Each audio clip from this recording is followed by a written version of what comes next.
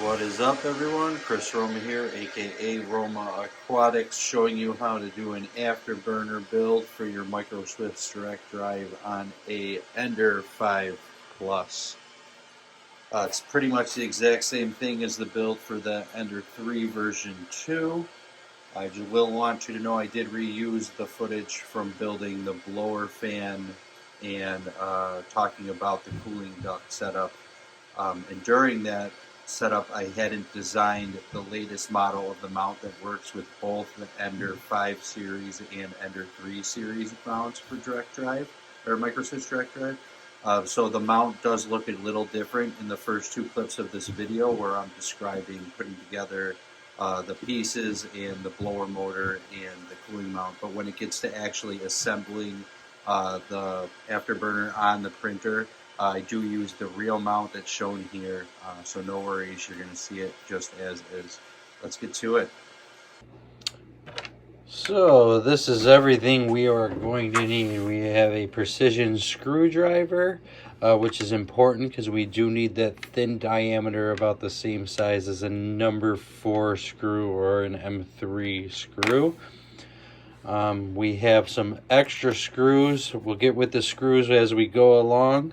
The mount, all these files can be found for free on Thingiverse. Search for the Micro Swiss Voron Afterburner mod. Works with the Ender 3 version of the Micro Swiss direct drive. This is the only part that I altered because the screw holes were a little bit too big for my liking, and there was a little bit of extra parts involved. We'll get into all that as we get through the video, but I will explain also how to assemble this if you don't use my altered part and you use the piece that came with the original file, all the rest of these files. So let's get started. The first thing we're going to do is we are going to build the cooler fan part. So we're going to get rid of the Hotend assembly pieces. We have the fan casing, and some screws here. I'm going to move the screws out of the way just for now. And we have our fan. So I got these fans. I got a pack of 4 of them. This is a 40-20 fan. I got a pack of 4 of these on Amazon for about 10 bucks. And we need to remove the cover off of this. And that's easily done by just giving it a little bit of a squeeze. And these little clips come undone, and the cover comes right off pretty easily. This is the piece we're after, as it fits perfectly into our printed piece.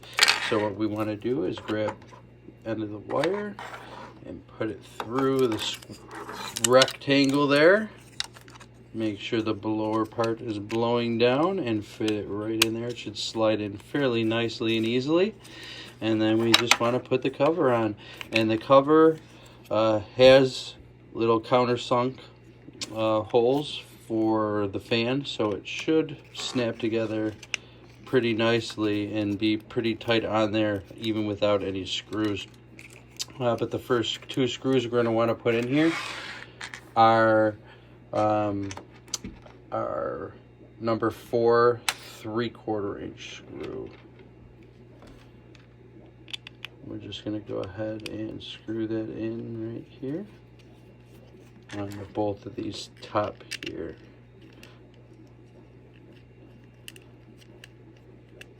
I'll go ahead and screw these in, and we will be back after that is done. And remember, we are screwing into plastic here, so what I'm doing is I'm slowly screwing it a little bit tighter. As it gets tight, I'm just slowly tightening them, not forcing it, and then I'm giving it a little wiggle. And as I can see, this side's still a little loose. So then I give it a little bit more of a tighten, a little bit more, give it a little wiggle. It's still a little loose on both sides, just a bit. And I just slowly go like that from there. Remember, we are screwing into plastic, so you don't want to just go overload right off the bat. But it's getting nice and tight here. I think we're just about set. It's not going anywhere. It's on there nice and good. So now we've reached the point where we have the first option. So The reason I altered this file is because the holes on the back part that these number 4 screws are going to screw into, up the 1-inch ones, not the 1.5-inch ones. So we have the 1-inch number 4 screws. These go in through here, and they hit that, and they screw into the back black part here. The original part provided, the number 4 screw was too small, and it slid. It was basically the same size as the white part, so it just slid right in, just kind of like I can slide it right into this white part. It slid right through. So I shrunk it and made it a little bit smaller so that this number 4 screw can grab.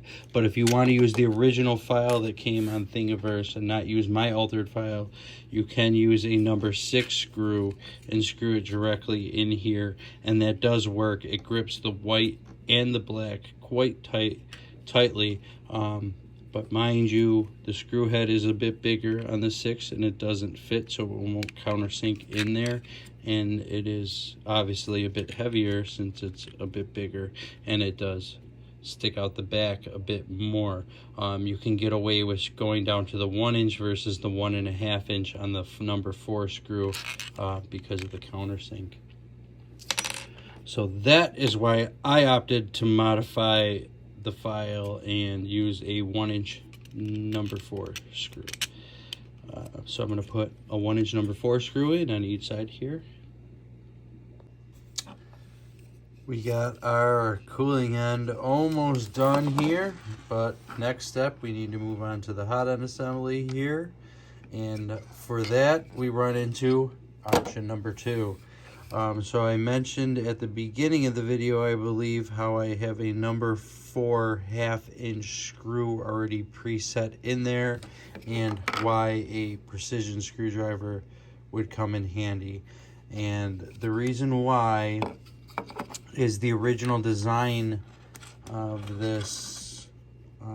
It wants you to take a 1.5-inch number 4 screw and put it through, and then screw it, and it comes out the other side and screws into the mount when it needs to. But if you can see, there's a screw then directly through one of the air channels, which is not optimal in my opinion. So my solution to that was to just use a 1/2-inch screw, which is how the biggest screw. I would have liked it went a little bit bigger, but I couldn't fit the screw inside this channel. But 1/2-inch number 4 screw, and take the precision screwdriver and get it in here like that, and use a pair of tweezers to hold the screw.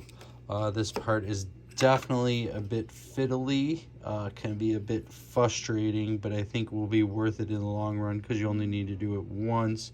But what I did was I basically just grabbed that number 4 1/2-inch screw, and as you can see, the 3/4-inch screw doesn't fit, which is why I went with 1/2-inch.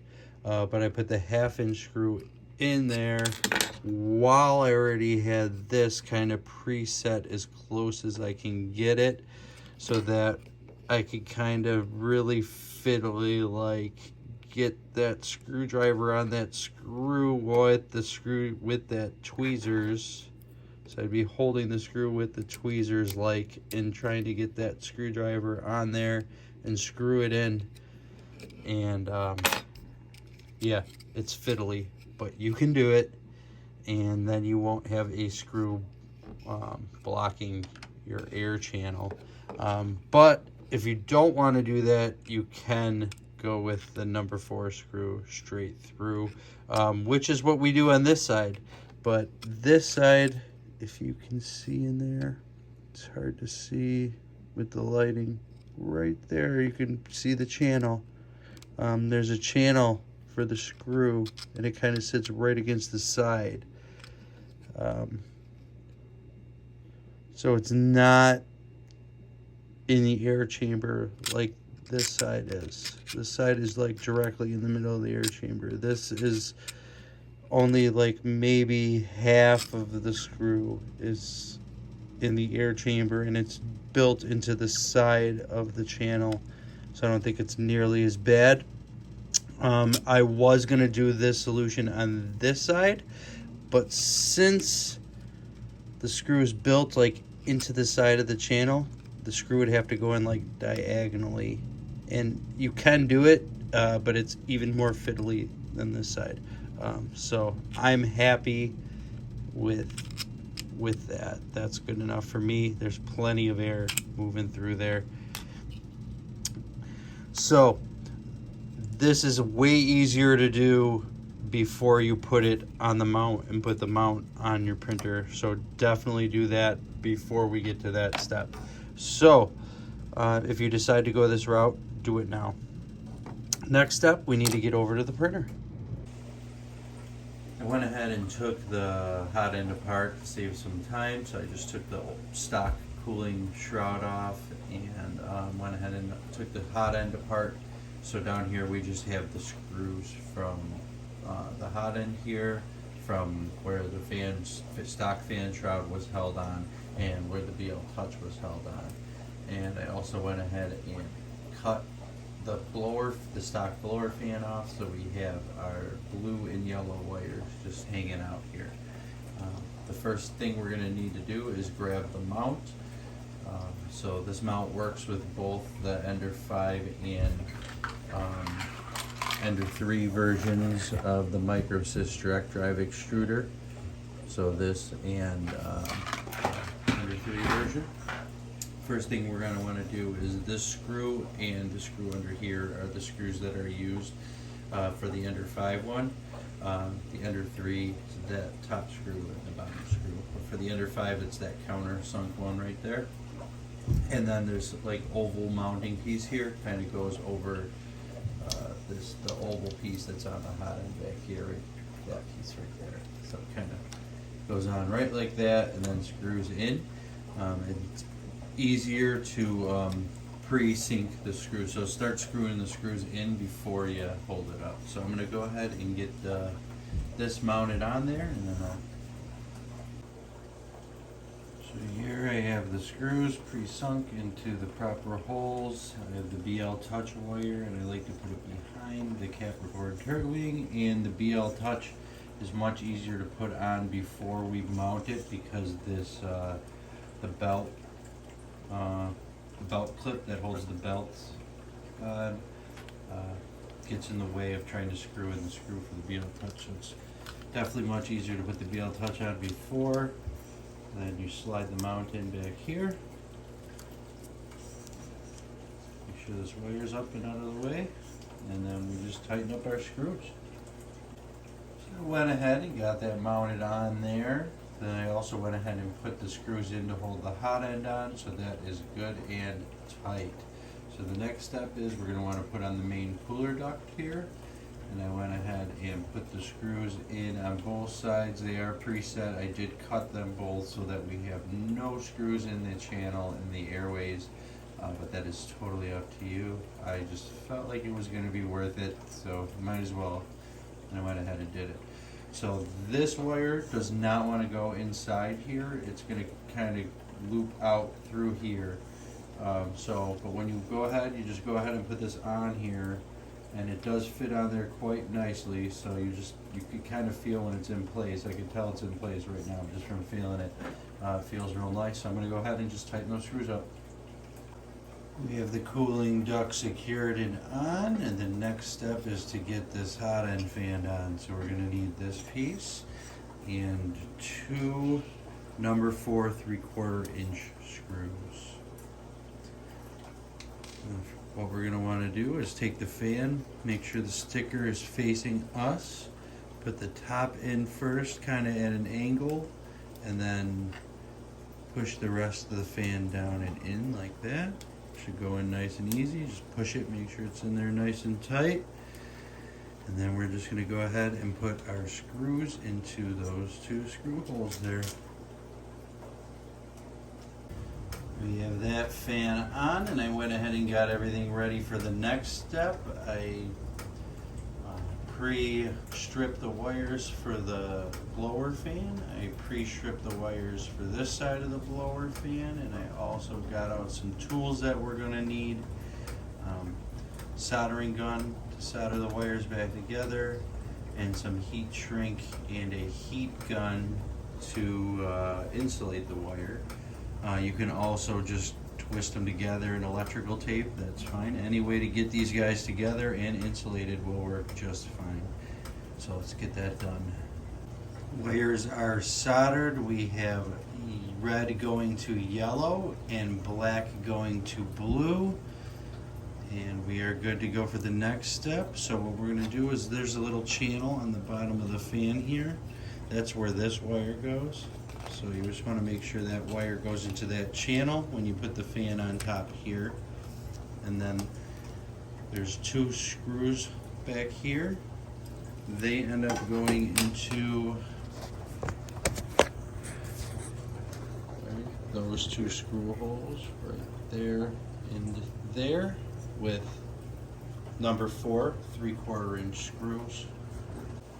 It's good to know some printing tolerances actually, because I just tried to use those 3/4 inch number 4 screws on here, and they went right through and they went right in here without gripping.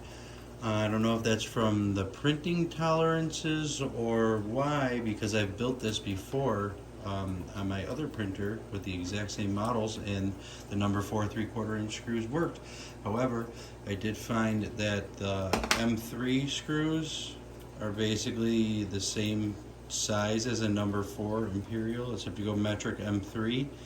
They're just a little bit bigger diameter, a little bit thicker, and they're working. So you may need to use M3 screws if the number 4s don't work for you.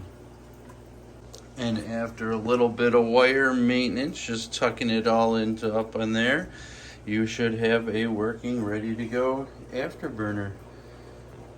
Good luck. I hope it works well for you. Printing real nice with that 40-20 fan, but the great news is that you could also throw the Loud Owl Stabby mod on there for dual 50-15 fans. Alright guys, that video is coming out shortly to show you how to assemble that.